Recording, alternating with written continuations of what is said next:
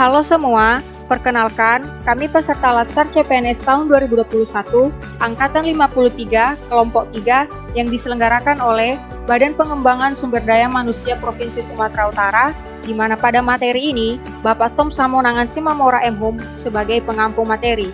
Pada video ini, kami akan menjelaskan bagaimana sih cara menangkal hoaks. Selamat menyaksikan!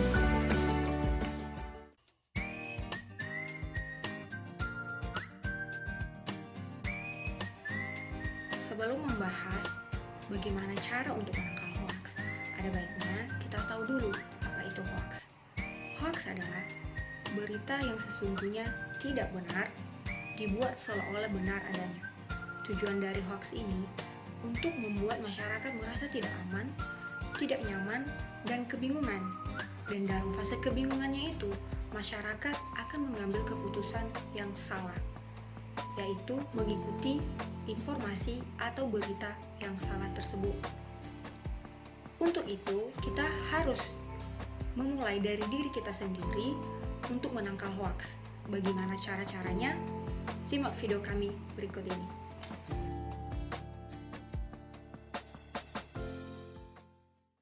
Satu, periksa fakta.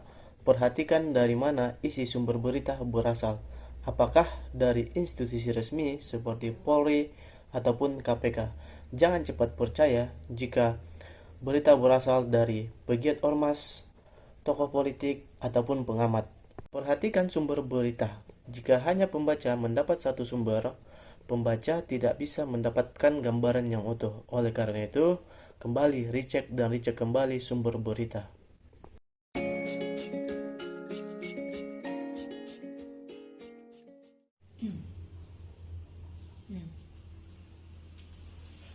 Di era teknologi saat ini, bukan hanya konten berupa teks yang bisa dimanipulasi, melainkan juga konten berupa foto atau video.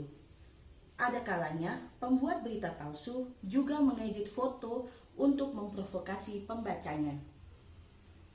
Cara untuk mengecek keaslian foto bisa dengan memanfaatkan mesin pencari Google, yakni dengan melakukan drag and drop ke kolom pencarian Google Image. Hasil pencarian akan menyajikan gambar-gambar serupa yang terdapat di internet sehingga bisa dibandingkan.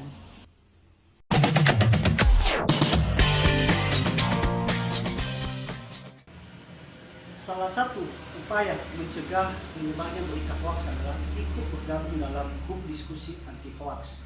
Salah satunya adalah media sosial Facebook, di mana terdapat beberapa penggiat-penggiat grup diskusi anti hoaks.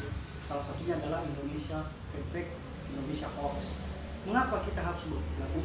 Tentunya informasi atau berita yang kita dapatkan belum tentu benar atau hoaks. Maka untuk memastikan berita informasi yang kita dapatkan adalah benar, bukan hoaks, maka kita bisa diskusi di grup diskusi yang ada di Facebook tersebut, dan kita bisa mendapatkan klarifikasi apakah berita tersebut benar atau hoaks. Jadi seandainya berita yang kita dapatkan adalah hoaks, tentunya kita akan mencegah menyebarnya berita tersebut atau informasi tersebut. Maka dengan itu tidak ada orang lain yang dirugikan akan informasi berita yang dilakukan oleh orang-orang yang tidak bertanggung jawab tersebut.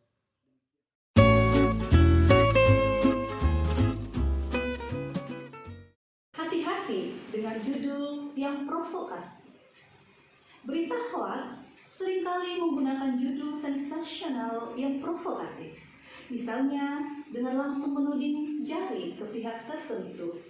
Isinya pun bisa diambil dari berita media resmi, hanya saja diubah-ubah agar menimbulkan persepsi sesuai yang dikehendaki sang pembuat hoaks. Oleh karenanya, apabila menjumpai berita dengan judul yang provokatif, sebaiknya Anda mencari referensi berupa berita serupa dari situs online resmi, kemudian bandingkan isinya apakah sama atau berbeda. Dengan demikian, setidaknya Anda sebagai pembaca bisa memperoleh kesimpulan yang lebih berimbang.